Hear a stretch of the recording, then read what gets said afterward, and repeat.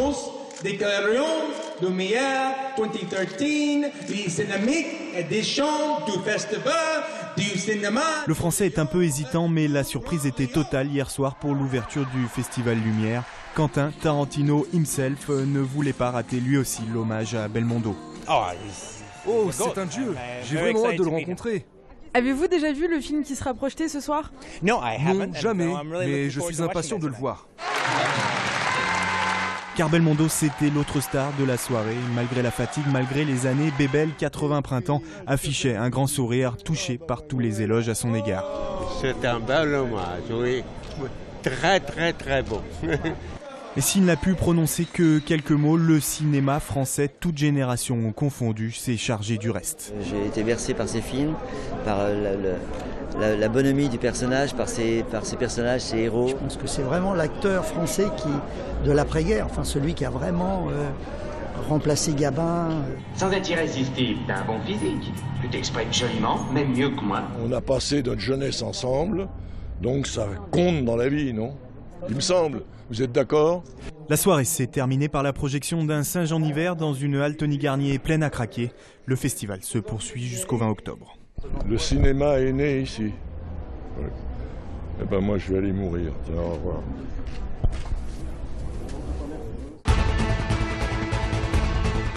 Mort d'un protagoniste de l'affaire Néret, l'ancien braqueur Michel Zaragoza, 50 ans, reconverti dans le commerce de voitures de luxe, a été retrouvé mort chez lui à Solèze hier, un fusil à ses côtés. Crime ou suicide, l'enquête devra le préciser. Zaragoza a été mis en examen dans l'affaire Néret, accusé d'avoir reçu 10 kilos de cannabis offert par l'ancien commissaire.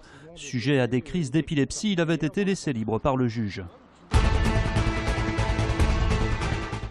L'incendiaire du Monolithe arrêté. Cet immeuble de la Confluence avait été touché par une série d'une quinzaine d'incendies volontaires depuis 2012. Heureusement, tous détectés et stoppés à temps. Les policiers ont donc interpellé vendredi un homme de 47 ans, fragile psychologiquement et qui a reconnu être l'auteur de plusieurs de ces feux. Mis en examen, l'individu déjà connu de la justice pour des faits similaires a été écroué. Ouvriers, paysans, c'est l'alarme! C'est l'alarme! La loi sur la réforme des retraites était votée aujourd'hui à l'Assemblée nationale. À Lyon, à l'appel de différents syndicats, un rassemblement s'est tenu ce matin devant le siège du MEDEF dans le 8e arrondissement.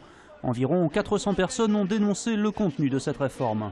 C'est une réforme injuste, en particulier pour les jeunes, puisqu'elle va s'adresser à eux à partir de 2023, où il faudra 43 années de cotisation pour pouvoir prétendre à une retraite à taux plein. Et nous, ce qu'on veut surtout construire, c'est un mouvement social d'ampleur pour que nos revendications soient prises en compte.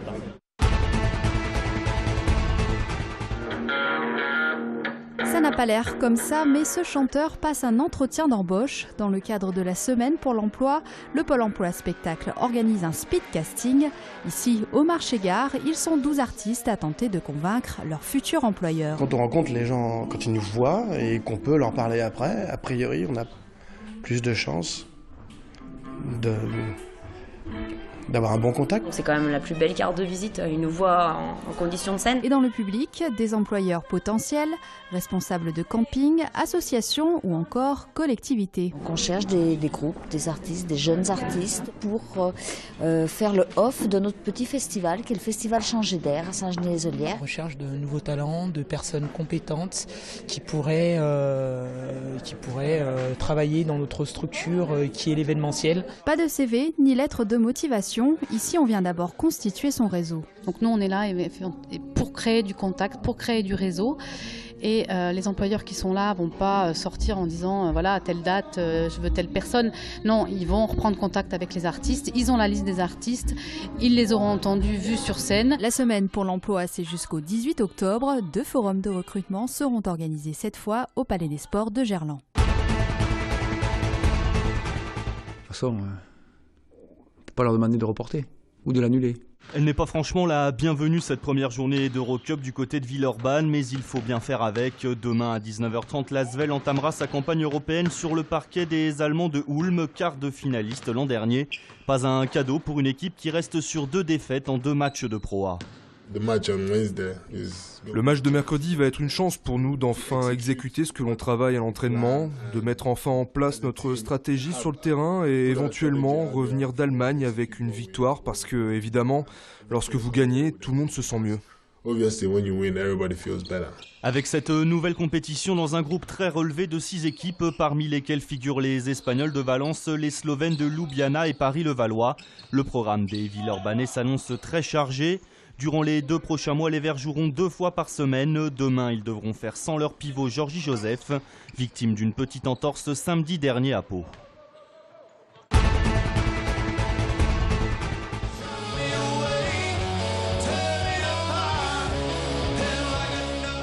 Les Queens of the Stone Age à la halle Tony Garnier. Les rockers californiens débarqueront à Lyon le 12 novembre prochain à l'occasion de leur tournée pour la sortie de leur 6e album, paru le 3 juin dernier, Like a Clockwork.